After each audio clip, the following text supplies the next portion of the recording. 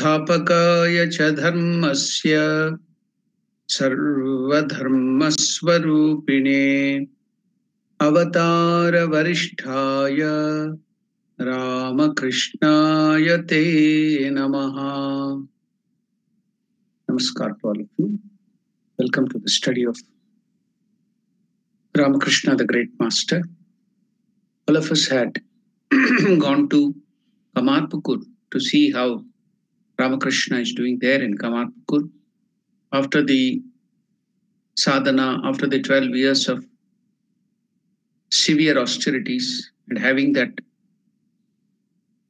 constant 6 months of the highest experience called Samadhi, Nirvikalpa Samadhi, merging in Parabrahma Swarupa for more than 6 months. So now, after coming down from that high plane of existence, how is Sri Ramakrishna behaving That's what Arjuna asked Lord Krishna. Sitapragna, how does he behave? How does he talk? How does he stay in this world?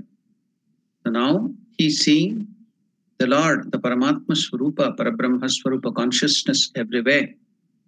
And what is his behavior now towards all people? So this is a very interesting part of life of Sri Ramakrishna.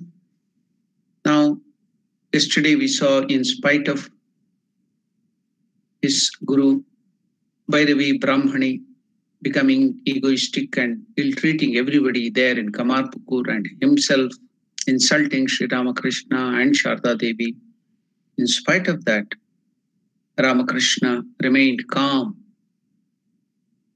in spite of such words and oppressive behavior of Bhairavi Brahmani, and did not cease having devotion or paying reverence to her now as before. Not only that, he instructed Mother Sharda Devi to pay Bhairavi Brahmani the respect due to her own mother-in-law, and always engaged herself in her services with love and devotion. And considering herself to be an ignorant girl, she did not protest against any of the harsh words of Bhairavi Brahmani or actions. Now we shall go forward to see what is happening there in Kamarpukur. Now, when pride and egoism are in the ascendant, when the byproducts of egotism, the byproducts of egotism, the next avatara of egoism is pride. So when they are in the ascendant, when the egoism and pride are in the ascendant, the intelligence of even a thoughtful man gets clouded. Our intelligence, because of our pride, vanity, and egoism, even though we have a lot of discriminative power, we have learned a lot, we have been trained by our guru, by our elders, by our father and mother, and we have read so many scriptures, everything is in our memory. But if we allow egoism and pride to take control of our personality, then what is going to happen? What is the result of that? The result is our intelligence, our discriminative power to do what is right and give up what is wrong. That faculty becomes clouded. So Shardanandaji Maharaj is telling, when pride and egoism are in the ascendant, the intelligence of even a thoughtful person, thoughtful man gets clouded. Owing to his own perverse behavior, that person begins to experience bumps and knocks at every turn before long. When we allow pride and egoism to take control of our personality, then what is going to happen? We lose our intelligence. The intelligence become clouded. Owing to his own perverse behavior, then our behavior will start changing for bad. So owing to our perverse behavior, we begin to experience bumps and knocks. That is, difficulty will come to us. Lot of difficulties will be ours. All sorts of displeasure, all sorts of adverse condition will knock us down because of egoism and pride. It knocks us every turn before long. Repeated frustration resulting from such experience would, if he has still some good sense left, teach him his own mistake and bring him back to the path of normalcy. Such was the case with the learned Bhairavi Brahmani now. Even though Bhairavi Brahmani is very well versed in the scriptures, she has so much of spiritual experiences at the devotional level, She had progressed forward. Now she gave the control of a personality to the pride and ego. And so, whoever it might be, when we allow egoism and pride to take over, then what is going to happen? We lose our intelligence, we cannot do proper things, then our perverse behavior so will make us experience lot of difficulties, very great experiences of bumps and knocks at every turn begin before long. Then what happens? Repeated frustration resulting from such experiences, if we have some good sense left, will teach us our own mistake and bring us back to the path of normalcy. We'll take up one of the incidences of given by Sri Ramakrishna in Gospel. There he gives the example of the cow. The cow gives birth to a calf. So the calf, as soon as it is born, so it starts telling Mba, Mba. So Ramakrishna tells that Aham Ba, Aham Ba. Aham means I, egoism, I. So when you have that feeling of I, ego, Aham, I, everywhere, I am great. I have to be given the first preference. I have to be looked after, my respect, my family members, I, everywhere, I. So when that very small word in the alphabet, if it is allowed to become too big than any other alphabet, then it will make us very small. Now, because of that, I, egoism, that sense, the cough is now from its younger age itself, it will be put to lot of difficulties. They will start piercing that nose to put it the hook to control it. And all sorts of difficulties it has to undergo. Then it will be made to be trained to pull the bullock cart, then plow the fields. So even when it is growing, because now it is always telling aham ba. So I, that ego, so it has to undergo so much of difficulties. Then every day it is made to plow the fields, pull the bullock cart, then again it has to go around the oil mill to crush the oil, or even to crush the sugar cane to get the jaggery, make the jaggery. So continuously it will be put to difficulty everywhere. The sun, whether it is sun, shine, rain, anything, it has to go and work and work and work, no rest. So because still it continues to tell Amba, is beaten black and blue by the owner. The cart driver will beat it, everybody. So it will be pulled here and there. Just it has to go through all the hard work, the slavery. Then finally, still it continues to tell I. So its difficulty will not end there. So after it dies, then the hide is removed, its skin is removed. They will make slippers out of it and walk and walk and walk. Still it will be telling aham ba. So it continues, the difficulty continues. So then even after the death, the hide is removed and they will put to the drums. So the drum skin, the drums which they beat, it makes a lot of sound.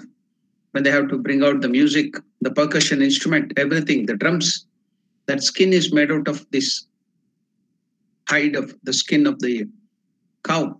So again, it is beaten, dum, dum, dum, dum, from all the direction. Everybody will be beating the drum. Whoever, whether it is in tabla, whether it is in any mridangam, whether it is the drum which is used, the kettle drums, everywhere, this hide, the cow, it is still telling aham, I. So even when it is beaten, again, dum, dum, dum, the sound will be I. So still it is not giving up its ego and pride.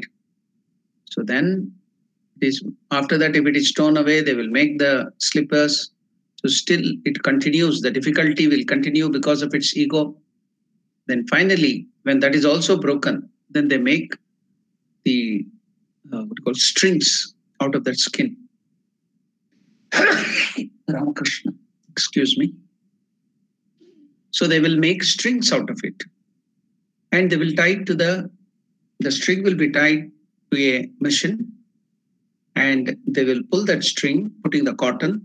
It is made to open up the cotton. So then they will make pillows, beds, and other things. They will use the cotton. They put it on the string and twine. When they pulled up and down because of the vibration, the cotton will become more softer and softer, elaborates. Then that is put into the bed and it is put inside the pillows to make soft pillows. So at that time, for all so much of difficulties in the last, the cow skin, when it is pulled, it will start making the sound. Tuhu, tuhu, tuhu. Now no hamba, hamba, aham is gone. So it will start making the sound tuhu, tuhu, tuhu. So in Bengali, tuhu means you, O Lord, not I. So earlier it was telling ahamba, I. So tuhu, not I but thou, not I but thou. So that is thou. Twang, twang, tuhu, tuhu, tuhu. O Lord, you, not I, you, Lord, not I, you. Then all the difficulties of the cow ends there. Until it was telling I, it had to undergo a lot of difficulties. After all the difficulties, then when it starts telling you, O Lord, not I, but you, not I, but thou, not I, but thou. So many people have taken out this story of Sri Ramakrishna telling that until you are telling I, you will have all sort of difficulties. You have to remove that I and turn it towards God and tell, oh Lord, it's you, it's not me. So then that word, Naham, tuhu. Na aham, tuhu. O Lord, not I, but thou. That has been used as Mahavakya by Sri Ramakrishna, the great dictum of Sri Ramakrishna. O Lord, not I, but thou. Not I, but thou. That in Sanskrit, it is told as Naham, tuhu. Naham. O Lord, not I, but thou. So after that, all the difficulties will end. So if we come to understand that it is because of my ego, when the difficulties are coming, all the difficulties attach to us because of our ego and pride. Otherwise, they cannot attach. Whom will all the karmas, the bad karmas, the sins, and all the difficulties can come and attach to? Because our inner core is God. I was explaining yesterday in the children's Hinduism class. So while taking up that, why do we tell Om Shanti, Shanti, Shanti 3 times? So the reason is to remove our suffering, tapatraya. The 3 kinds of sufferings, Adi, Bhautika, Adhyatmika, Adi, Daivika, 3 types of sufferings, permanently and eternally. So we tell Om Shanti, Shanti, Shanti. After all the Vedic mantras or Shanti mantras, we repeat this Om Shanti, Shanti, Shanti. So there is also another description given because we have 3 layers of bodies. The external body is the Sthula Sharira, the gross body. Within that is the Sukshma Sharira, the subtle body, which consists of our mind, the Indriyas, that is the sense organs, the Karmendriya, the Gnanendriya, and other things. So that is the Sukshma Sharira, subtle body. Then within that is another layer, Kosha. I even gave the children, small children cannot understand many things. So I gave them the example. In winter season, what will you be wearing? When it is very cold in Johannesburg, it will go to -4, -3, -2. At the time, what are the clothes you are wearing? So the children started telling, we have the banyan, inner cloth. Then after that, we have the shirt or the cloth. Then we have the sweater. So like that, so many layers of covering will be there. Shields will be covering our body. Like that, we as a personality, the outer covering, we have the first body, the gross body that is called Sthula Sharira, the first, whatever we see in the mirror, our own external physical feature, that is the gross body. Then within that is the subtle body, our minds, our karmendriya, that is all the organs of knowledge, organs of action, all those things. So the mind, all those things are called Sukshma Sharira. Within that Sukshma Sharira is the Karana Sharira, another layer. That is the causal body, which causes this body. The Sthula and the Sukshma Sharira are caused. You get this body because of that Karana, causal. What is the Karana? Samskaras, deep-rooted desires, vasanas, deep-rooted desires, vasanas. So they are called deep-rooted desires. So which will yield the fruits. We want to enjoy all those desires, our impressions. So subtle impressions, they are called vasanas and samskara. So that causes all this body and all our life, all our difficulties, all our pleasures, everything because of that. The ego and our personality. So that the vasana is called. It's the causal body. So within that is the Lord. Paramatma Swarupa, Atma Swarupa, God is staying there. So the inner core or crux of our being is God. Atma Swarupa, Paramatma. That is our real nature. Around that is the desire and vasanas and the subtle impressions. That's called the causal body or the Karana Sharira. Then after that is the Sthula Sharira, the mind and all other things. Then after that is the physical body. What is death and birth? I ask the children. It is the giving up of this gross body is only death. You are still there. You don't die. You are Atma Swarupa. You are the form of God. So you don't die. You are the child of God. You don't die. Only the physical body is given up. That is death. What is birth? You are taking a new physical body according to your inner desires. You are changed. So that is birth. That's all. So why should you be afraid of? What are you afraid of? You don't die. All that was being explained. So now, what is that you are going to get difficulty? Will our difficulties, our karmas, whether good or bad, can it stick to Atman, God? No. Nothing can stick to God, who is our inner core. So why are we facing all these difficulties and all the problems? Because of that Karana Sharira, the ego, our egoism, the desire, deep-rooted desires, vasanas. That is causing our behavior, egoistic behavior, vanity and all other things. And that is, it sticks to, everything is hooked up. Just like as soon as you come from outside, you will see in the Western houses, there will be a stand with a lot of hooks everywhere. So you put your hat, you put your coat, you put your tie, all other things, you hang it.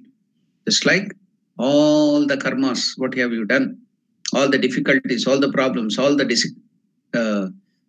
diseases, they are attaching, they're hanging to this stand called ego. So without that, what will they attach to? Nothing. Can they attach to God? No, they cannot. They will be burnt up. So identify with that God. Give up this ego. Then no difficulties will touch you. No problem at all.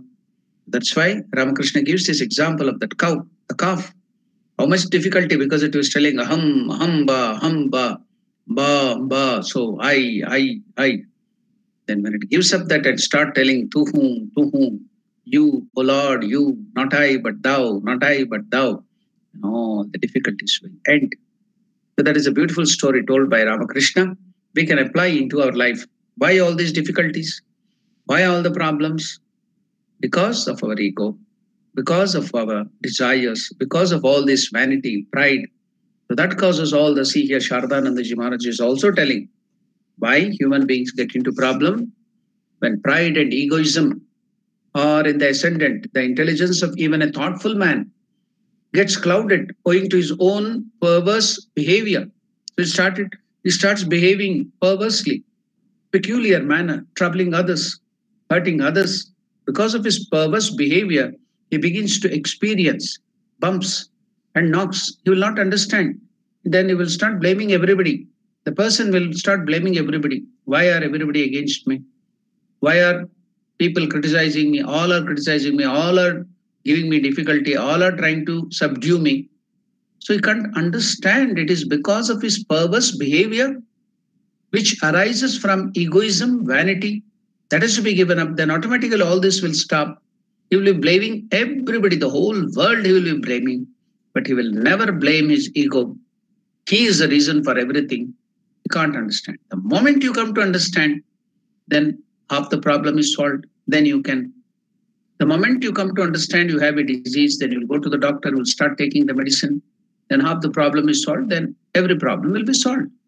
So if we don't know this is happening because of my ego, vanity, and pride, and I go on suffering and suffering, and all the difficulties in life will come and beat and beat and beat me. So these difficulties and other things, then maybe you can look at it from another angle too.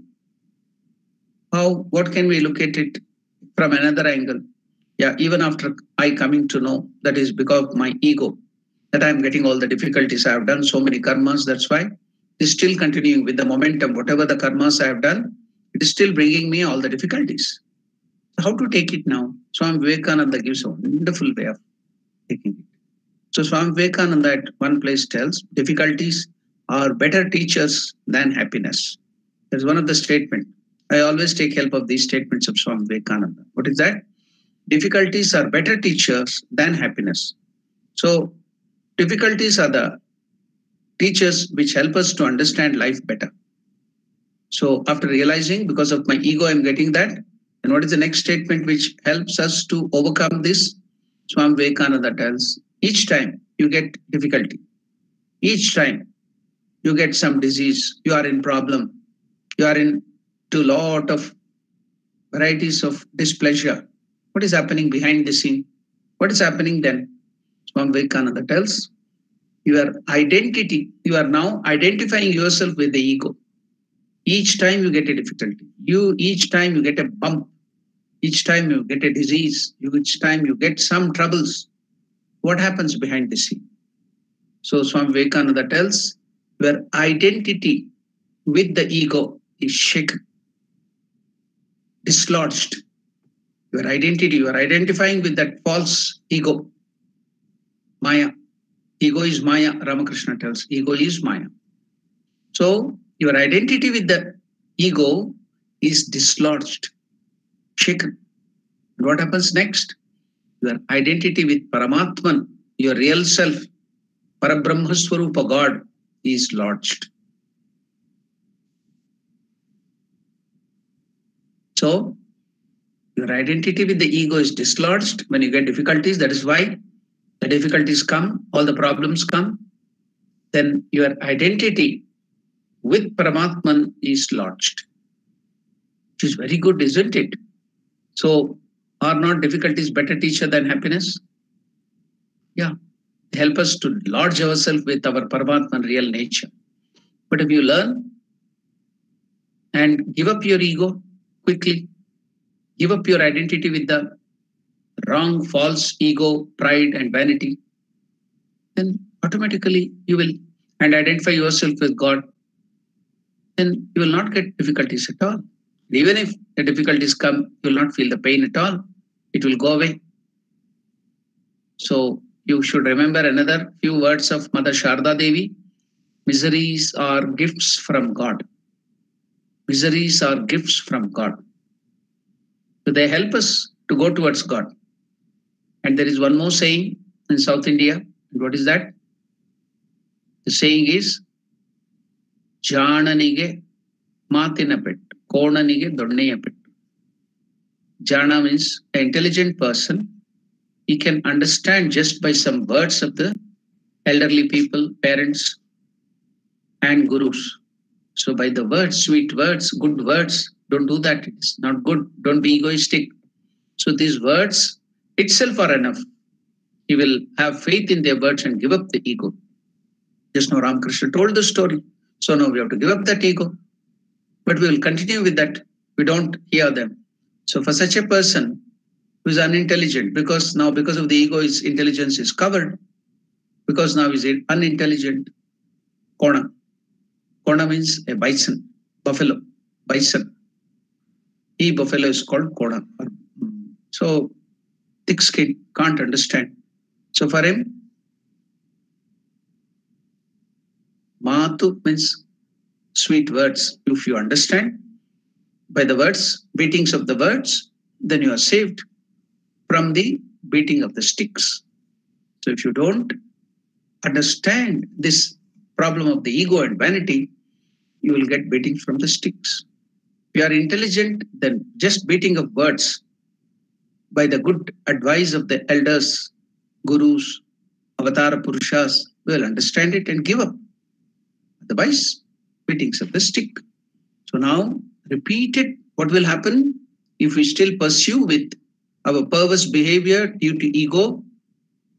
Repeated frustration resulting from such experiences would, if he has still some good sense left, teach him his own mistakes and bring him back to the path of normalcy. Such was the case with the learned Bhairavi Brahmani now. Unable, under the influence of her inordinate pride, to make proper assessment of persons and circumstances, she created a very awkward situation one day. The incident was as follows. We have already mentioned the name of Srinivasa Shankari. Although not born in a high family, was higher than many Brahmanas in respect of devotion to God. One day during this period, he came to Master for the purpose of having Raghuvira's Prasada. Ramachandra was the family deity of Ramakrishna, so he came there. One thing, he wanted to see Ramakrishna, another thing, to have the Prasada of Ramachandra, which is offered every day. It needs no mention that the Master and all the members of his family became very happy with Srinivasa in their midst. The devout Brahmani also was pleased to see Srinivasa's faith and devotion. They talked on various devotional topics till midday. When the offering of food to Raghuvir and other services were finished, and Srinivasa sat down to take his food, when he finished it and was ready, according to the prevalent custom, to clean the place where he had taken his food, the Brahmani forbade him to do so and said, "We'll do it ourselves." At the Brahmani's insistence, Srinivas had no other alternative but to leave the matter there and go home.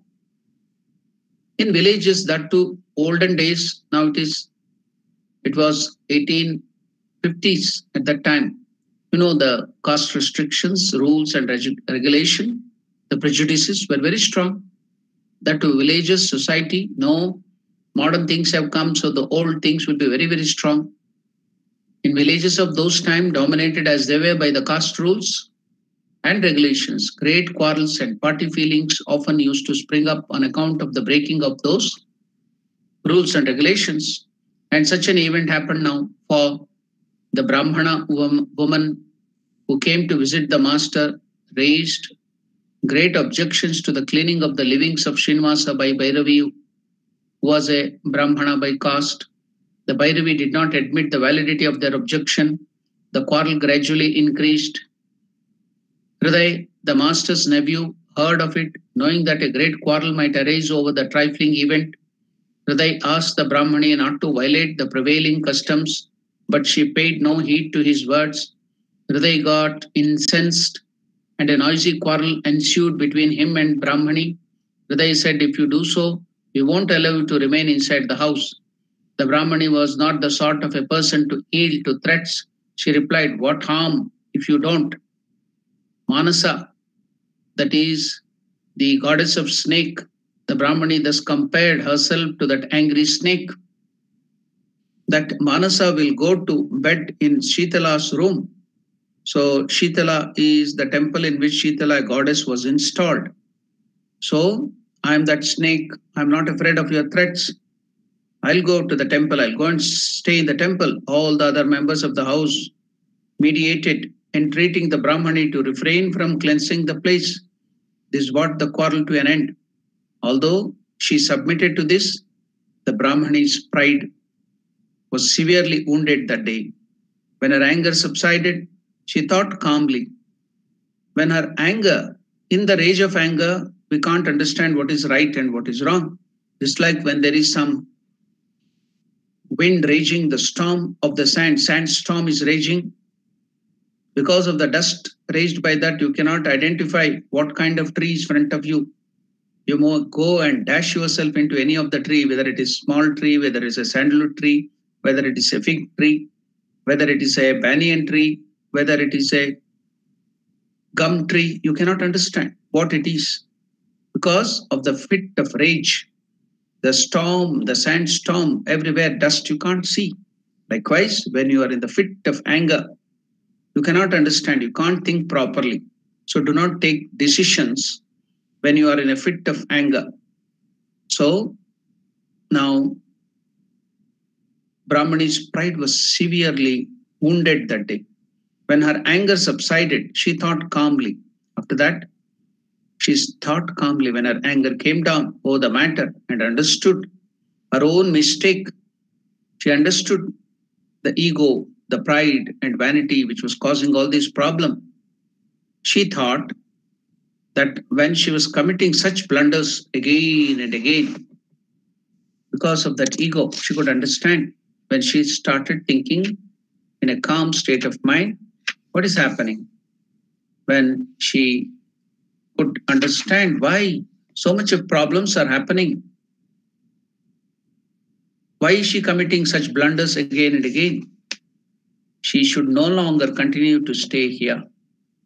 When the eyes of an aspirant possessed of keen insight fall somehow on his own heart, no impure ideas lurking there can conceal themselves from him. That was what happened with the Brahmani now. Introspection made her also aware of the perverse change in her attitude towards the master. She could understand how the attitude of her also had changed towards the master. She wanted to be possessive. She wanted to control Sri Ramakrishna. So all that now could be understood because she started thinking, introspecting in a calm manner. And she became repentant. So that is a very important thing. We should be repentant and pray to God. We should be repentant that I will not commit that mistake again. I have done that with my ego and pride. Please forgive me, God. The moment we become repentant, then all of our problems will end. Now she became repentant. A few days passed when one day she made garlands of various flowers with her own hands and smeared them with sandal paste. We smear all the flowers or any object with sandal paste to indicate that we are offering that with devotion.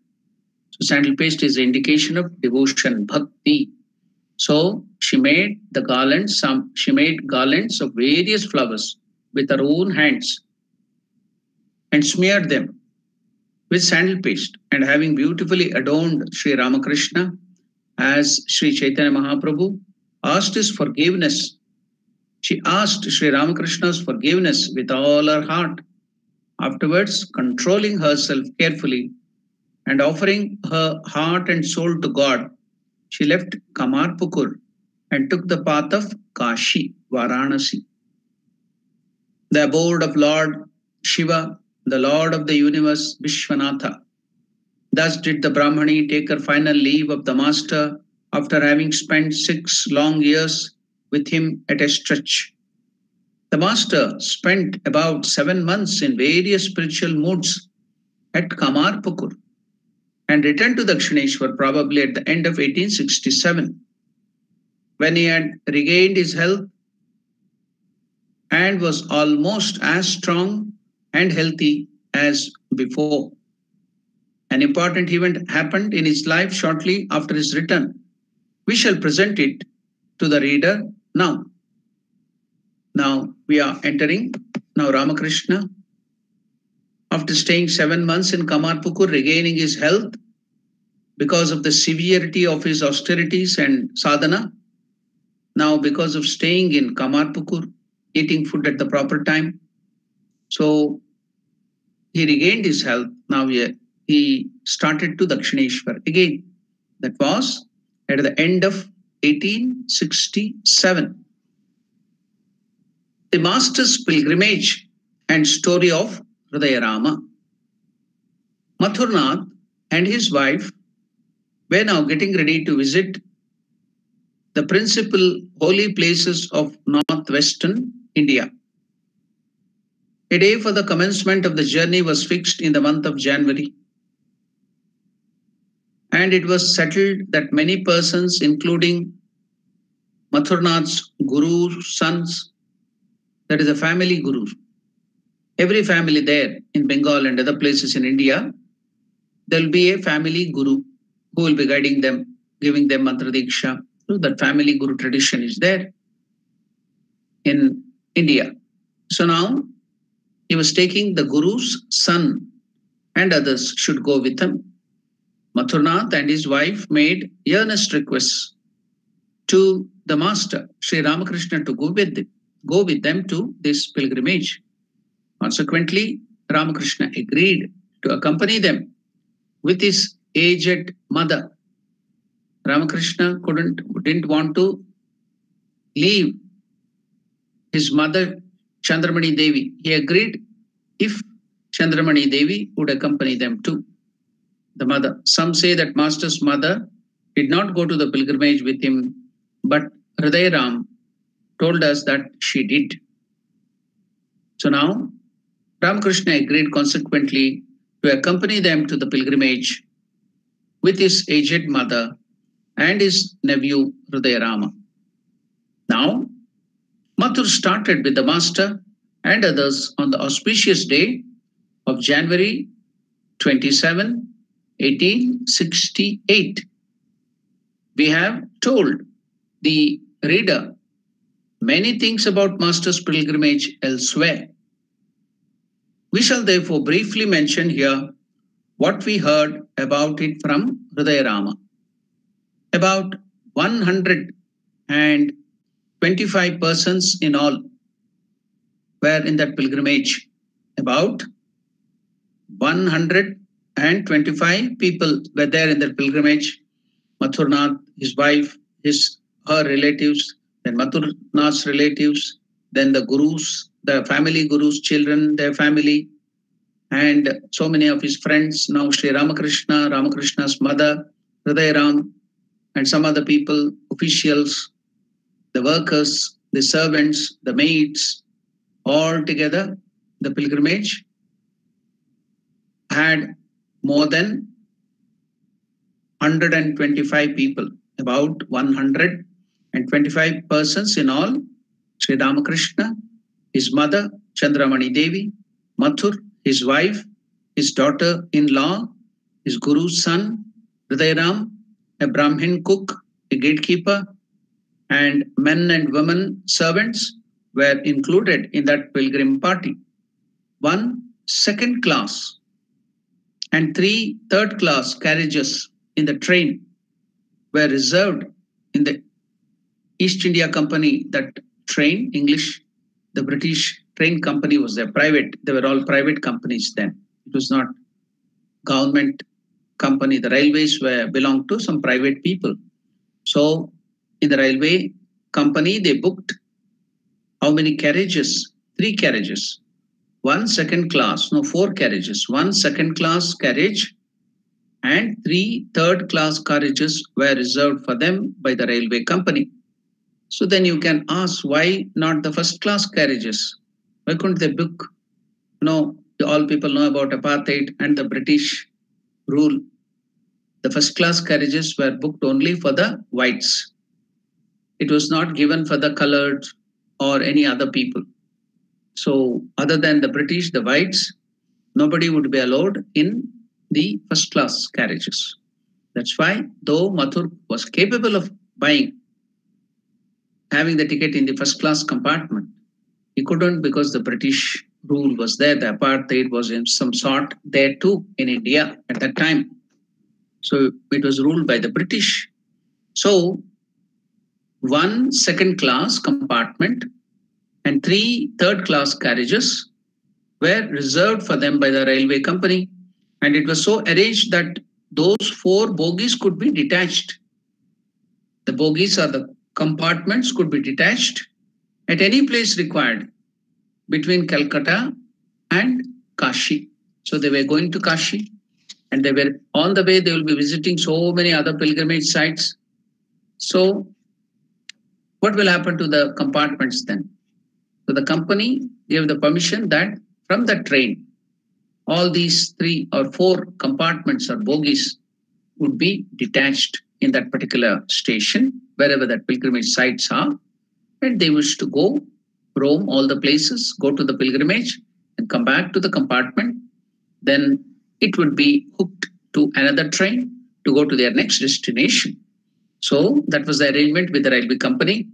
And it was so arranged that those 4 bogies or compartments could be detached at any place required between Calcutta and Kashi.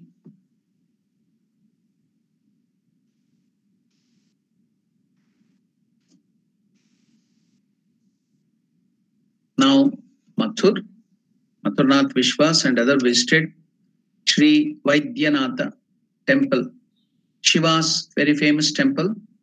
Earlier it belonged to Bihar. Now the Bihar state got divided. So Jharkhand.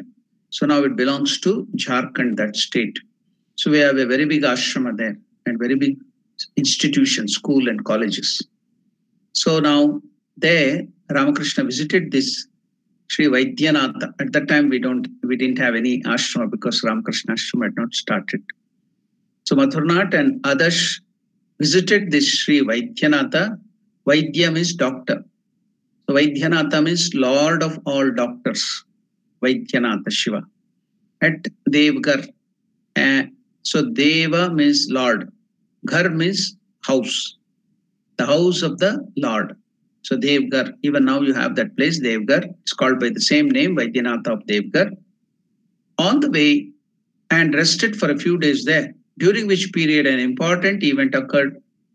The Master, Sri Ramakrishna's heart became filled with compassion on seeing the miserable plight of the men and women of a poor village there, the tribals, the very low caste people, the tribals, seeing them, their sad plight, Sri Ramakrishna's heart melted. So he requested Mathurnath to feed them one day and give a piece of cloth to each of them. So we all have undergone that incident. We saw that earlier he didn't want to. And Ramakrishna told, I am not going to Kashi. I will stay among these poor people. I will be with them. I'll be serving them. They are the real aspects of Lord Shiva. I don't want to go to Kashi. I will see the Lord Shiva in them and serve them and stay amongst them, these poor people. Then Mathur had to agree. Then he bought a lot of cloths. He bought a lot of food and oil to oil the hairs of all these poor people, gave them food, sumptuous food and clothes to wear. Only then Sri Ramakrishna went forward to the pilgrimage. Otherwise he told, I don't want any pilgrimage. Real puja is the service to the poor people, seeing God in them. You know that in future, he gave that wonderful dictum, Shiva Jnane Jiva Seva. So that highest practical Vedanta was practiced even before giving it to Narendra and others in Dakshineshwar. He was practicing that. See, now you can see, this is called a higher aspect which is not told in our scriptures. What is that? Vijnana Avastha. What is this Vijnana? Gnana we know, realizing the Lord in its fullness. It is Parabrahma Swarupa Brahma Gnana. But what is this Vijnana Avastha? We didn't know. Sri Ramakrishna has introduced that for the first time. What is that Vijnana Avastha? Now you have realized God. You have seen God. Now you have realized that highest Nirvikalpa Samadhi. You have come down. You've seen God. Then when you come down from that high plane, you see that you will come to know. So while climbing up the roof, you want to go to the roof. You are climbing the first step and telling this is not the roof. Then you will go to the second step. You will give up the first step telling that this is not the roof. Neti, neti, na iti, na iti. Not this method. Go to the third step. This is not the roof. Fourth, fifth, sixth, seventh, 10th, 15th, and then you go to the roof. And after seeing the roof, you enjoy the roof, and while coming back, you will see, oh, it's the same material of the mortar, cement, and all that sand, everything, the calcium. The same thing which the roof is made out of, the steps too are made out of the same thing. So we will come to realize that Sri Ramakrishna gives this beautiful example. So likewise, while giving up everything, that this is not God, this is unreal, everything is unreal. So deleting it, negating it, everything, na iti, not this, negating. So you reach the highest, that is Parabrahma Swarupa, the Lord. Then after realizing that when you come down, you see The same, what that highest Parabrahma is made out of the consciousness, this world and all the other living beings is also made out of the same material. That is Parabrahma Swarupa, God himself. So you can't keep quiet. When you see God in all the living beings, everything, what will you do? Will you keep quiet? You will start offering your worship, your service. What is worship? Bhakti. Bhakti is not static. Do you think bhakti means just praising God? That is one of the way. Just doing arati and waving some light and waving some agarbatti and showing some prasad and eating yourself and going back to your house. That is only kindergarten of spirituality. The higher aspect is bhakti means bhaj, seva, yam. It comes from the root word bhaj. What is the meaning of bhaj? Seva. So devotion is always dynamic. It is expressed through seva, through action. So if it is not static, bhakti is, yes, beginning. I'll give another example. Now, the baby, small baby, newborn baby is sleeping on the lap of the mother. Mother is looking at the baby. She will praise the baby. Oh, you have such a beautiful face. Your hairs are curly. Your nose is so beautiful. Your eyes are so beautiful. Your lips are so beautiful. You have a wonderful chin. You have a dimple in your face. Then your wonderful neck. You have such a beautiful color of the body. So she will praise that baby. Yes, that is also necessary. But will she go on praising and keep quiet if the baby is crying? The baby is hungry. She will go on praising, oh, you have such a beautiful stomach. Your cry is so beautiful. You are crying so beautifully. What will she do then if the baby cries? She will come to know what is the cause of the cry of the baby. If it is hunger, then she will feed the baby. Then if the baby is crying due to some other pain, she will try to relieve that pain of the baby. In the midnight, when the baby gets up and starts crying, she will also wake up from her sleep. She will sacrifice her sleep. She will find out, she will give the medicine, she will serve the baby, she will put it on her chest or she will put it on the this thing, patting that baby. She'll start singing. She will give up this thing, sleep, sacrifice everything and serve the baby. The baby shits, makes excreta wherever it likes. It will urinate wherever. But other people may close their nose and run away because of the excreta and bad smell. She will not feel that aversion. With great love and affection, she will treat the baby. She will look after the baby. She will cleanse it. Though she cannot sleep now on the bed, it has caused so much a problem. Even then, she will remove all those things with patience, with love, with laughing face. She will serve it. So, her love of the mother is expressed not only through just praising of the baby, but by the real love is expressed through service, sacrifice. So our praising the Lord, singing bhajans, that's very good. That is also necessary. That's one part, very small part. The real part is seva, serving the Lord. How will you serve the Lord? Cleanse the temple, cleanse the Lord, doing the worship, puja. And the children, the universe He has created, they are all the children of God, serving the children of the Lord, the poor people, the diseased people, the miserable, the troubled. So seeing God in every living being, removing their trouble, that is seva yam, bhaj seva yam, bhakti seva. It is not static, it is dynamic. It is expressed through your service. That's what Lord Ramakrishna used to tell. Shiva Jnane Jiva Seva. That is real bhakti, practical, highest practical Vedanta. Now, even before giving that dictum, Sri Ramakrishna was serving those poor people there. He told, I will stay with them and serve them and remove their problems. I will not come with you until you give them food and remove their suffering. So that happened in Devgar. From Devgar, Mathur went direct to Kashi, Varanasi. We know what is I explained about Kashi, the city of light. Kashi means city of light. Everywhere, the light of spirituality is emanating from millions and millions of years. People are spending time with spiritual thoughts there. So the spirituality is condensed. So light will be emanating there.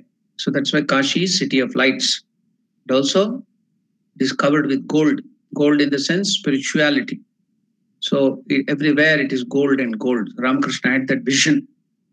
Nothing of importance happened on the way, except that when Sri Ramakrishna and Hriday got down at a certain station near Kashi, the train started before they could get into it. So Mathur became anxious and wired from Kashi that they should be sent by the next train, but they did not have to wait for the next train. Rajendra Lal Bandyopadhyaya, an important officer of the railway company, arrived there on supervision duty in a special train shortly afterwards, and seeing them in that plight, took them with him up to Varanasi. Rajendra Lal Bandyopadhyaya was a resident of Bhagbazar quarters of Calcutta. So he helped them to come to Kashi. There was no problem at all. So on reaching Kashi, Mathur Babu hired 2 houses side by side on the Kedar Ghat. I told you about Kedar Ghat in Kashi, which is a very sacred place. Not only in Kashi, there are 3 circles. The inner circle is this Kedar Ghat. So the liberation in other circles, you have to undergo the Kala Bhairavas, that pain, suffering intensely, whatever, if you have still more karmas to exhaust. So maybe some 100 lives, but yet if you die in Kashi, you will get liberation. So Kala Bhairava with that club standing there. Go outside Kashi, there is that Kala Bhairava, the fierce aspect of Lord Shiva with that club. So he will make you undergo all that 100 lives if you have. You may have 60 or even less or even more than 100. Whatever that karma, pain and pleasure we have to undergo for 100 lives, he will make you undergo that intensely within 5 minutes or 10 minutes. He will condense the time and make you undergo that. And then Lord Shiva, they will give you mukti, liberation. So, but if you die in other places, 2 circles, the outer circles, but the inner circle is this Kedar Ghat, the Kedareshwara circle. So if anybody gives up life in that Kedareshwara circle of Kashi, even that painful experience of Kala Bhairava Danda, Kala Bhairava's that intense suffering, you need not undergo even that. That is the sacredness of this Kedareshwara Ghat. We have our ashrama in that Kedareshwara area only. Now, in Kashi, we have our ashrama, the hospital and everything is in that inner circle. So if you go to Kashi, you can find that. So now, Ramakrishna and Mathurnath and all other people, they hired 2 houses in Kedar Ghat in this area. On reaching Kashi, Mathur Babu hired 2 houses side by side on the Kedar Ghat. He behaved there like a prince in all respects. Whenever he went out, a silver umbrella used to be held over his head, while servants carried silver maces and other paraphernalias before and after him. While staying at Kashi, Sri Ramakrishna went in a palanquin to pay his obeisance to Vishwanatha, the Lord of the universe, Vishwanatha, Lord Shiva. Sri Ramakrishna went to see Lord Shiva. So when he went there to have the vision of Lord Vishwanatha, the principal deity of Kashi, almost every day, Hridayram accompanied him on foot. Even on the way to the temple, the master used to pass into ecstasy, samadhi, not to speak of the time when he saw the deity. Though he entered into ecstasy in all temples, other temples, he especially experienced that highest ecstasy in the temple of Kedarnath. So I told you that Kedarnath temple is the inner circle. So he had a very deep samadhi, ecstasy in that Kedareshwara temple. Very small Shivalinga is there. Nandi is sitting there. And it is on the bank of, if you go out and get down, there will be a lot of hundreds of steps. You can directly go to Ganga. It is facing Ganga. Even now you can go there. Kedareshwara temple. The Arati, I have seen the Arati there. They will be taking big during the Arati. Damaru, big Damarus. The Damaru will be only small. But there you will find such big Damaru. They'll be shaking like that during the Arati. Sound, if you hear that sound itself, you will have goosebumps. Then the Arati will be going off. The Shiva, if you go there, you have to see that Arati. That will be very tremendous. So he had deep samadhi while he visited this Kedareshwar. Now, another funny thing happened. Whenever he went to the main Kashi temple, the Vishwanatha temple in Kashi, Ramakrishna would not have ecstasy. Why? Ramakrishna would not have ecstasy in the main Kashi temple. So they were surprised. What happened? Why? Because that is not the real temple of Kashi Vishwanath. So when the Muslim invaders, just like they came and desecrated all the sacred places of Hindus, the Islamic invaders who came and desecrated and demolished, destroyed, just like Somanatha in Gujarat and all the temples, even Ayodhya, Mathura, everything were destroyed, and they used to build masjid on that. The same, using the same wall, same mortar, they used to build masjids. Babri Masjid was demolished, and now they are going to build back Ramachandra's temple, and people are agitated. And they tell, they are now troubling the minorities. So at that time, they had destroyed everything. Even now, the Kashi temple, the real temple is in that masjid, inside the masjid nearby. That is, there lies the Kashi Vishwanath, the real temple. So here, this temple now, which is now where we go and worship, is built by Ahalya Bai Holkar, a great queen of the Holkar family from Madhya Pradesh. She used to do a lot of seva. She used to do a lot of service everywhere, building roads to the pilgrimages, ghats, the steps, the temples. So she has done all over India, Ahalya Bai Holkar. So she built this temple. So there Ramakrishna, because that is the Shivalinga, or that is not the original Kashi Shivalinga. So it has been established by this lady, Ahalya Bai Holkar, later on. So Ramakrishna would not get ecstasy. So that has been destroyed, and they have built a masjid. This is a little away. There is Gnanavapi. Near that masjid, there is one Gnanavapi, there is a well. So they tell that is the real original temple, and that has been desecrated, and the masjid is built there.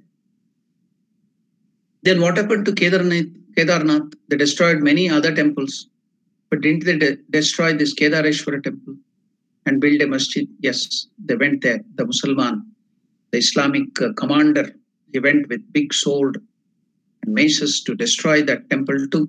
They entered. While they were entering to destroy that temple, a Pakir, Musalman Pakir, came and stopped. Don't touch this. You'll be in trouble. Do not come to this temple and touch this. Go away. He pushed them away. The commander, the Islamic commander, he pushed that Pakir, and a very big sword, just like the demon's sword. He bought it, and first what he saw, they are the idol breakers. So first thing was the Nandi, bull of Shiva, sitting there, small Nandi. Even if you go there now, you can see that. It's facing Shiva, it is sitting there. He came, and first he wanted to destroy that and go into the temple and destroy the Shiva linga there. He beat that Nandi back the hip like this. So with that sharp, big sword, he hit it on the back, on the thigh of the Nandi.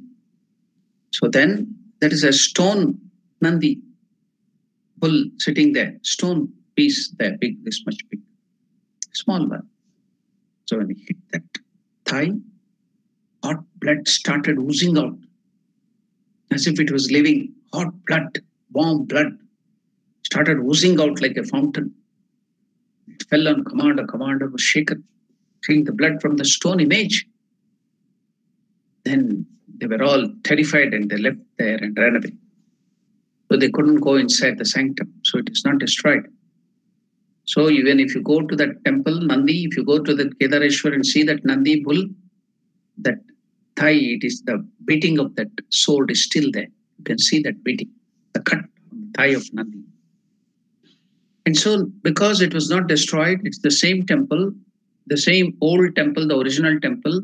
So Ramakrishna, when he used to go to this temple, he used to get ecstasy because it's the original temple. He would not get ecstasy there in the Kashi Vishwanath temple because that is built later on.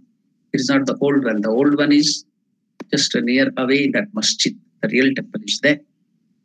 So Ramakrishna would not get. But here Kedareshwar used to get very, very deep samadhi. So while staying at Kashi, Sri Ramakrishna went in a palanquin to pay his obeisance to Vishwanath, the principal deity of Kashi, almost every day. Hriday accompanied him on foot. Even on the way to the temple, the master used to pass into ecstasy, not to speak of the time when he saw the deity. Though he entered into ecstasy in all the temples, he especially experienced it in the temple of Kedaranatha. I've told you the story of Kedarnath also. I will not repeat it again. The original Kedarnath is in Kedareshwar, Himalaya. If people who can't go there, if they have the vision of this darshan of this Kedareshwar in Kashi, you need not go to Himalayas. That is the belief. So it is the same as that. So besides visiting the temples, the master went to see the eminent holy men of Kashi. So you know that so many holy men will be doing sadhana and staying there in Kashi. So because they do the sadhana and they themselves realize God, once they realize God, they themselves become Lord Shiva. Whomever you realized, whichever God you realize, I have told that what is realization of God and what are gods? Gods are different, special, kalyana guna, the qualities, the ideal they represent. So in perfection. So if you realize that God, you are also having that, all that qualities in perfection. Then you become that Shiva if you realize Shiva. You become Ramakrishna if you realize Ramakrishna. If you realize Ganesha, you become Ganesha. Brahmavit, is there any proof of from the scriptures? Yes, in Upanishad it is there. Brahmavit, Brahmaiva Bhavati. One who knows, one who realizes God, become God himself. So now that's why Sri Ramakrishna wants to see. He doesn't have any ego that those persons should come to me. He was egoless. So he used to go and see. Whoever great saints, if he hears that there are some great saints, he used to go to them himself and go see them, pay his obeisance to them. You know, besides visiting the temples, the master Sri Ramakrishna went to see the eminent holy men of Kashi. Hriday always accompanied him. The master paid a few visits to the famous Trailinga Swami, one of the foremost of the Paramahamsas. So Ramakrishna is called also the Paramahamsa. I told you, explained about what is meant by Hamsa and Paramahamsa. Paramam is great, swan. Hamsa means swan. Why is a man of realization or man of discrimination called as Hamsa? When they are moving on the path of spiritual realization, they give up all the unreal thing and they accept only the real thing, that is God. They give up all unreal thing. So Hamsa also does in the same way. If the milk and water is mixed together and given to Hamsa, swan, because it has some sort of acid in its mouth, when it releases that acid to the milk with the water, so the milk will be coagulated and only that milk portion, white portion, the milk thing, essence will be taken and the watery portion will be left out. So if you mix both milk and water, so the swan separates the milk and takes only the milk and leaves out the water, unnecessary portion. Likewise, a Hamsa in the saints are people who will give up all the unreal things that is not God, that is not Atman. Anatman will be given up, and only that is God, true Atman, Paramatma Vastu God, that will be accepted. So they are called Hamsas. When they reach the highest, if their capacity is too high, they are very high realized soul. So their knowledge has become too high, then they are called Paramahamsas, the great swans. No taint of worldliness at all. So now, just like Ramakrishna Paramahamsa, he got the name like that. But he was something great. He was Avatara Purusha. But here there was another person who was a very great. There were so many Paramahamsas realized soul living there in Kashi. So one very famous was Trailinga Swami. Why did he get that Trailinga Swami? It was not Trailinga Swami. Trai means three. Linga means Shivalinga. So it can't be three lingas or something like that. But he got the name. He was originally from Andhra Pradesh. in Andhra Pradesh, there is a place called Telangana.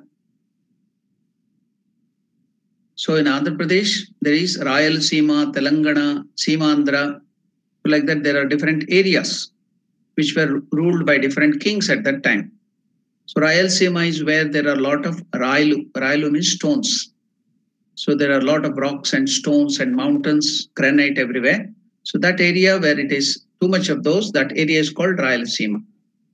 Then it is another coastal area and so many other places are called Seemandhra. Then another place is called Telangana. So this great saint came from Telangana in Andhra Pradesh. So when he went to Kashi as a sadhaka, before realizing God, when he was young, he gave up everything, home and hearth. Then he came to Kashi and started doing sadhana. People in North India, where he has come from Telangana. So then he got the name Telangana Swami because he was staying there. So Telangana Swami, people in North India do not know what is this Telangana. So later on, the villages, the people, local people, they do not know what is Telangana. So that Telangana became Trilinga. Because Kashi Vasis, they know only Shiva, Linga and other things. So Telangana became Trilinga Swami. So he was originally from Telangana in Andhra Pradesh. So he came to Kashi, settled down. Many you can get there, Andhra Para. People of Andhra Pradesh live there. People of another Gujarat people live in another place. People from Bengal, they come and live in Kashi in another place. So that area is called Andhra Para. So like that, Telangana Swami came from Andhra and he was doing a lot of sadhanas and gave up everything and became a Paramahamsa saint and became realized soul. So that's why he gets the name Telangana Swami. Then it became Trilinga Swami. So now that Trilinga Swami, now we will call him, though he is Telangana Swami, we will call him Trilinga Swami because the name is uttered by Ramakrishna and other people as Trilinga Swami. So now the master paid a few visits to famous Trilinga Swami, one of the foremost, best. There were many Paramahamsas there, many realized souls there in Kashi, but the foremost, the highest Gnani, who had realized God to the fullest extent or highest, foremost of the Paramahamsas was Trilinga Swami. Ramakrishna went to meet him. The Swami was then observing a vow of silence. So once in a while, the sadhus, the saints, they observe silence. They don't talk. They just think of God. Everything is shown by signs. So he was observing at that time when Ramakrishna went to meet him, the Trilinga Swami was observing that vow of silence. For no reason will they break it. So he was observing the vow of silence and was staying at the Manikarnika Ghat. You know, there are so many ghats, the Kedareshwar Ghat, the Harishchandra Ghat. So this Manikarnika Ghat is the place where all the bodies are burnt and then put into the Ganga. So all people who want to die in Kashi after their death, and even people who have died elsewhere, they bring their body and burn there in that. There are so many burning ghats. This is a very famous burning ghat that's called Manikarnika. So he was staying there in that ghat, near that ghat on the bank of Ganga. So this Trilinga Swami, while observing that vow of silence, because his ashrama is elsewhere, he need not stay in a cozy atmosphere inside the ashrama. He was a Paramahamsa. He was not attached to anything. He used to sometimes stay on the bank of Ganga. Sometimes the open sand he used to sleep. Sometimes under a tree. He was not attached to anything. So this Trilinga Swami was observing a vow of silence and was staying at the Manikarnika Ghat. On their first meeting, Sri Ramakrishna went to meet him there near the Manikarnika Ghat. On their first meeting, the Swami placed his snuff box. So, you know, this, I told you, these great souls who have realized God, they will merge in the Parabrahma. Then they give up the body. But if the Lord has to do some leela, some game, play through that body, something more has to be done. So his body will be preserved and he will come back. So when he has to come back from that higher samadhi, if your mind is too pure, it is pure gold, you can't make ornament. You have to mix some impurity like alloys to make ornaments. Otherwise, even little sunlight, then the gold, pure gold will melt. The ornament will go away. So it needs some impurity. So these great souls, because they're so pure, so they will have some such small desires. Ramakrishna used to tell, I used to eat rasgulla, jalebi. I used to take water. So with that desire, when he goes to samadhi, his mind can come back. Otherwise, it will merge there permanently. So they used to have some small desire, so that you can keep your mind to the lower level, at the common plane, like us. So now, this Trilinga Swami, though he was the highest Paramahamsa realized soul, he had this small desire to keep his mind down. What is that? Is the habit of having snuff. You know what is snuff?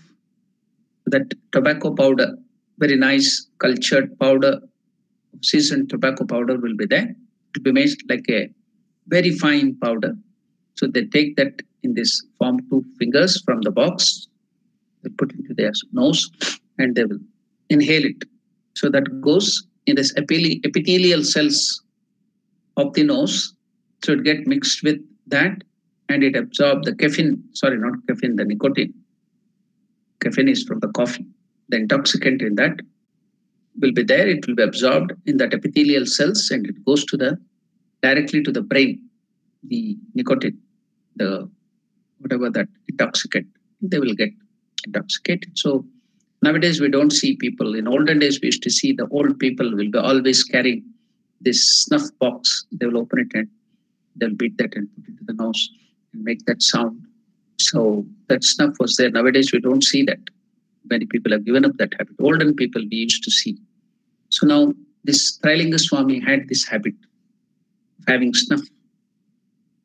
So that great soul, when Ramakrishna came there, he was observing the silence. So in the Manikarnika God, on their first meeting, the Swami could understand who this great person is. Another great soul has come. Avatar Purusha has come. Immediately Trilinga Swami could understand the greatness of Ramakrishna. Now, another realized soul, Paramahamsa, greater than him has come. So this Paramahamsa, who is now observing a vow of silence, he can't talk. What did he do to serve him? He likes snuff. So he offered that snuff itself, just like babies, small babies. They are small babies only. No attachment, just like small baby. It looks funny, isn't it? So on their first meeting, the Swami, Trilinga Swami, placed his snuff box, the one which he is using, the snuff box, before Sri Ramakrishna, or is used by way of giving a cordial reception to him. Because you've seen another great soul has come to give him a cordial welcome to him.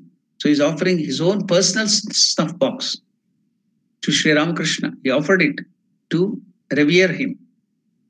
So the Swami Trilinga Swami placed his snuff box before the master, Sri Ramakrishna, for his use by way of giving a cordial reception, welcome to him.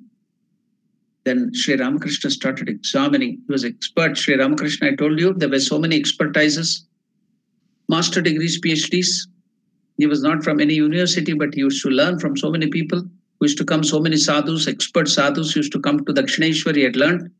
What was one of the knowledge Sri Ramakrishna had? Physiognomy. It's called Anga Samudrika and Mukha Samudrika. If you see the formation of the nose, eyes, the head, the forehead, the chin, the body, the arms, the hands, and everything by the chest, he could understand what is that person. Is he a realized soul? Is he having any other character? Everything. What is to be got just by seeing the feature. Because according to our nature, our features also change. If you go on changing your nature in the nature, your bodily features will start changing.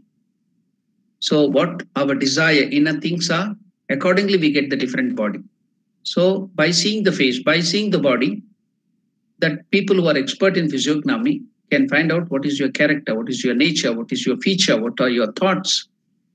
So now Ramakrishna started observing because he was expert in physiognomy. Anga Samudrika and Mukha Samudrika. So he started observing. So another master degree of Sri Ramakrishna. So he started examining the sense organs and the limbs of the holy man, Paramahamsa, the Trilinga Swami. Then the master told Hridayaram that Trilinga Swami, he bore the signs, the physical sign, he bore the signs of a true Paramahamsa. It's not a bogus, is not claiming. He's a true Paramahamsa. There are the features, see, by seeing his physiognomy, by seeing his features, the external features on his face, on his body. He's a true Paramahamsa. So Master told Hriday that he bore, Trilinga Swami bore the signs of the true Paramahamsa, and that he was, so to say, what was the expression of Sri Ramakrishna? Ramakrishna is telling Hriday, he's a true Paramahamsa. Not only that, so to say, he was the living image of Lord Shiva. Trilinga Swami was the living image. Whatever you see in the temple is the stone image. Here Trilinga Swami is the living image of Lord Shiva. Why? Lord Shiva has taken this body of Trilinga Swami because of that purity to live in that. If he can live in the Shivalinga, can't he live in the body? Who is there present in us? It is the Shiva only present in every one of us. So that is manifested in perfection. In ordinary people like that, is Shiva not there? He is there. But it is not manifested. It is clouded by our ego. It is clouded by ignorance. The veil of ignorance is covering it. The face. We cover the face with the veil. So like that, the face of the Lord in our heart is covered with that veil of ego, ignorance, and so many desires and bad characters, impurities. So in Paramahamsas, that veil of ignorance is removed. Ghungataka patakolare to he Rama milenge. The Rama is there within. Remove that veil of ignorance from the face, from the eyes, ignorance of the eyes, inner eyes, the knowledge, eyes of knowledge. To he Rama milenge. Lord Rama is within, Shiva is within, will get manifested. So this Swami, Trilinga Swami, had manifested that Shiva. So Shiva was living in his body. So Ramakrishna is telling Hridayaram. What is he telling? Not only examining his features, his sense organs, by way of giving now examining his sense organs and the limbs of the holy man. The master told Hriday that he bore the true signs of a true Paramahamsa, signs of a true Paramahamsa, and that he was, so to say, the living image of Shiva. Just like when Swami Vivekananda used to say about Mother Sharda Devi, Jayanto Durga, living Mother Durga. Shri Sharda Devi, about Sharda Devi, Swami Vivekananda used to tell again and again, what are you going and doing all the different worship? Here is the living Durga, about Mother Sharda Devi. Ramakrishna used to tell that is the living Parvati or living Durga. So today I got one message. I want to read that message because that depicts that mother was true Durga or true Parvati. Now, what is that message? During the Holy Mother, Sri Sharda Devi's early days in Jairambati, when she was a small girl of 13 or 12, Sharda Devi, Holy Mother Sri Sharda Devi, early days in Jairambati, she heard all kinds of uncharitable remarks about her husband Sri Ramakrishna from all the neighbors, the villagers. They said that master was crazy and perceived his God intoxication state as madness. Her mother, Shama Sundari Devi, mother of Sri Sharda Devi, Shama Sundari Devi also from time to time lamented that she had married her daughter to a madman. Hearing her husband being criticized again and again, Mother Sharda Devi, one day Holy Mother became enraged and reminded her mother Shama Sundari Devi One day, that young Sharda Devi, girl Sharda Devi, became enraged by hearing the criticism of her husband. So one day, Holy Mother became enraged and reminded her mother Shama Sundari Devi that in her past life, that in the past, she herself, Mother Sharda Devi is telling, she herself was Sati Dakshayani, the daughter of Daksha, who against the will of Daksha father had married Lord Shiva. So she herself was Sati, who gave up her body when her husband Shiva was criticized by her father Daksha. So Sri Sharda Devi said to her mother Shama Sundari Devi, look, mother, don't say that my husband is mad. Don't criticize my husband, Ramakrishna. I caution you. Once I gave up my body, listening to the criticism of my husband as Sati Dakshayani, because my father criticized Lord Shiva, my husband. Once I gave up earlier life as Sati Dakshayani, I gave up my body. So look, Mother Shama Sundari Devi, don't criticize or tell anything about my husband that is mad or anything. I caution you. Once I gave up my body listening to the criticism of my husband, do you want to see that happen again? Do you want to see that happen again? If you criticize my husband again, the same thing will happen. Be careful. Observing, Mother Sharda Devi was very calm and very mild. She couldn't bear any people quarreling or anything. Such was the calmness of Sharda Devi. But suddenly when she heard the criticism of mother, she got enraged. His husband Ramakrishna, observing her normally calm daughters. Now the calm daughter Sharda Devi's terrible form, observing that Shama Sundari Devi was stunned and fearful. From then on, never criticized her son-in-law, Sri Ramakrishna, in front of Mother Sharda Devi. So this incident is there given in Sri Sharda Devi and her divine play by Swami Chaitananandaji's book. It has been recorded.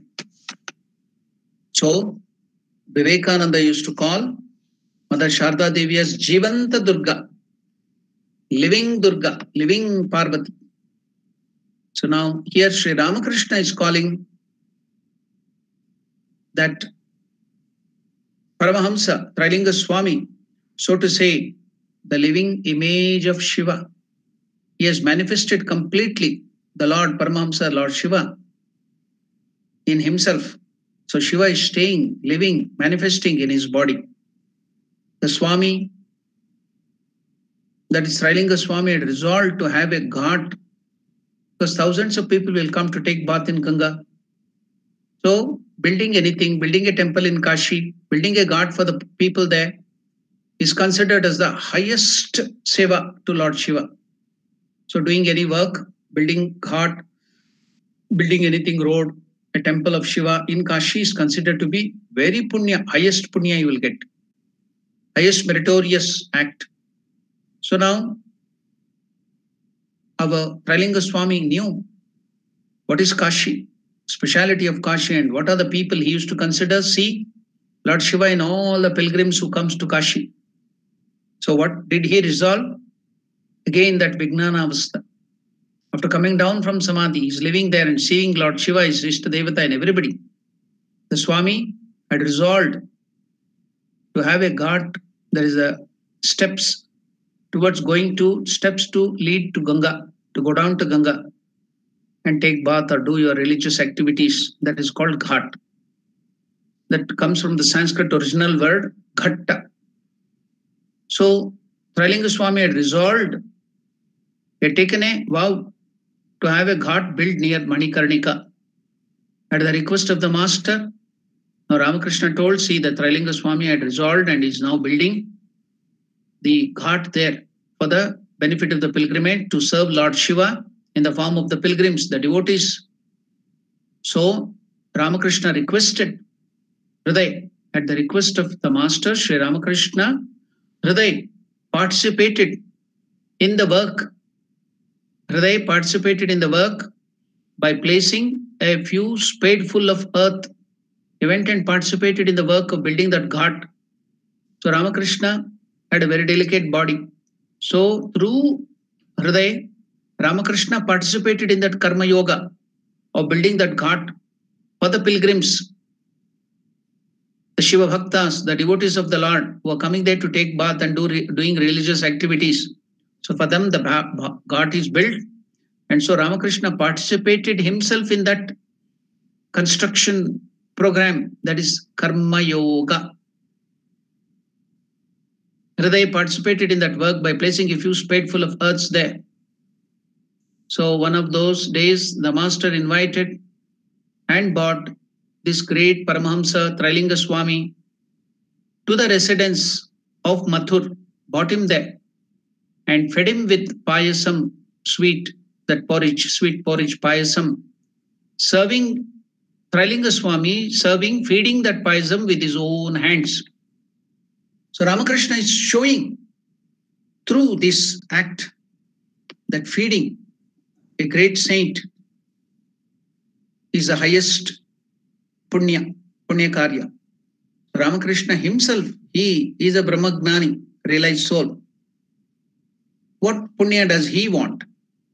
But he's showing the reality, what is to be done, how to serve another realized soul.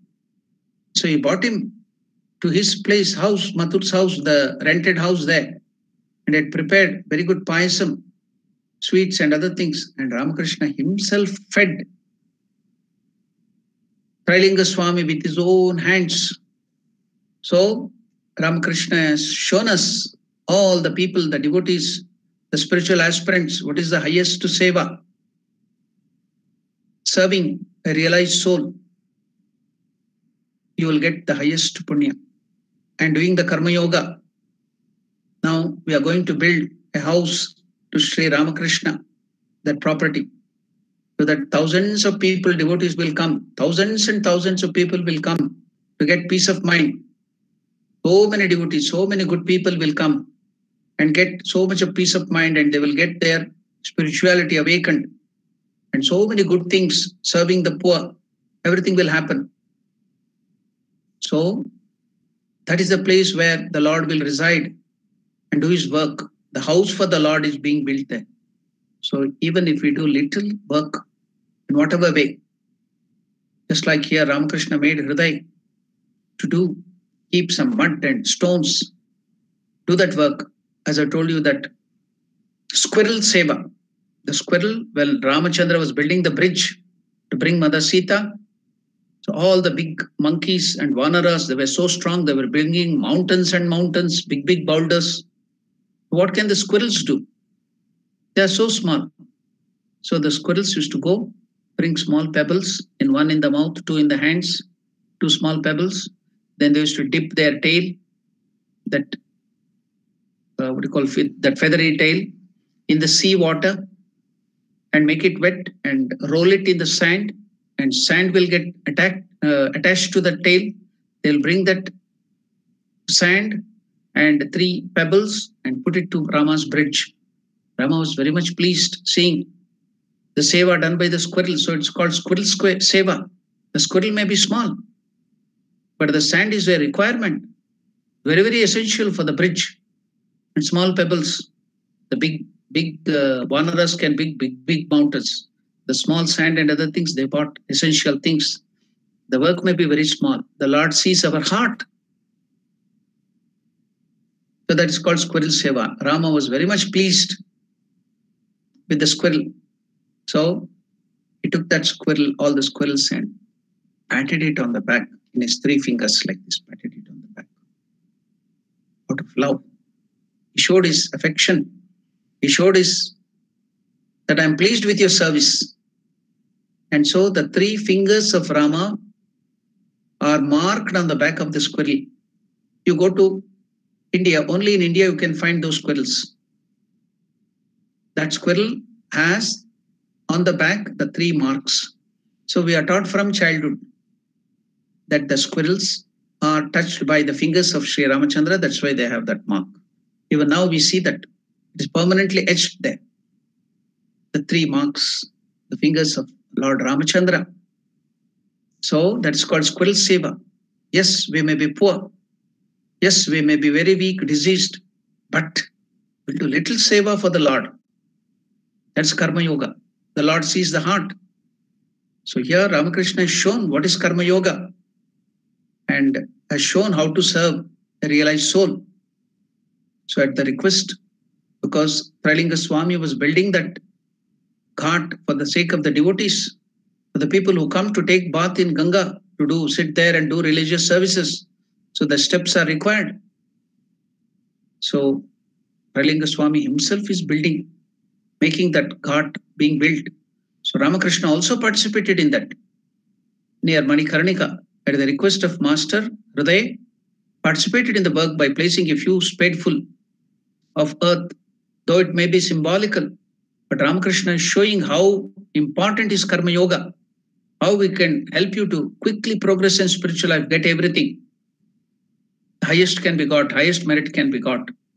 One of those days, Sri Ramakrishna invited, not only invited, he brought Trailinga Swami to the residence of Mathur and fed him with payasam, the sweet porridge, serving it, Sri Ramakrishna serving it with his own hands. Sri Ramakrishna served it with his own hands. The master stayed in Kashi for 5 or 6 days and then went to Prayag with Mathur. Prayag, I have explained what is Prayag. The Prakarshena Rupena Yaga. The Muslims also destroyed that place, Islamic invaders, and they named it as Allahabad. Now, the present Chief Minister Yogi Adityanath has changed that name, old name, the symbol of subjugation, slavery. And it again he has renamed it as Prayag. So Prakarshena Rupena Yaga, Brahma, the creator, did there a yaga, very big yaga, Yagna, Havan. So that's why that place gets Prayaga. Another important thing in that place is 3 rivers, Ganga, Yamuna, Saraswati, as a Guptagamani. You can't see Saraswati, it is hidden. But you can see Ganga, Yamuna. So that confluence is also there. The 3 river confluence is told as very sacred for religious practices. So all these things are there in Prayag. Ramakrishna also went to that. We'll see about that and all the next things in the next class, that is next Thursday. Until then, we'll be meditating on these aspects. So many things has been taught by Sri Ramakrishna to us. We'll be internalizing that, getting the teaching and practicing and putting it to practice quickly. Then otherwise we will forget and everything will be lost. As soon as you hear, if you feel something is important, write it down, note down in the diary and start practicing it every day. So that's how we can make it our own and go forward in spiritual life. So now we'll meet again, the next this thing. So that thing has been put on the chart. So I'm now opening that chart. It is there. Ramakrishna Center of South Africa, Gauteng. Now is holding a seminar, stress management through neuroplasticity, survive or evolve. The Johannesburg Center's Women Empowerment Group is hosting a seminar to help all the individuals and families, everybody, men and women and children, everybody cope with stress. The topic made even more relevant during the present COVID-19 pandemic. So international speaker Dr. Usha Vastare will be addressing through neuroplasticity how to overcome the stress and other things. The date is 10th October 2020, time 2 p.m. to 4 p.m. South African Standard Time. So it will start in India, 2 means 3, 4, 5, 6, 5:30. Yeah, 5:30. So venue, online. No place, it is online. Everybody can bring that program to your own houses on your computer or TV or phone. So the link also has been given there. If you click on that link, you can register your name quickly and then you can also participate in that program. Since it is online and there is no charge. The charge is only that you have to remove your stress and problems and become happy. That is the only cost. And you can also help others to remove their stress. You can share this with others. They can also participate to remove their stress and problems during COVID. So that's the announcement. Now, if you have any questions, if you have any doubts, you can now ask. Any questions? Any doubts?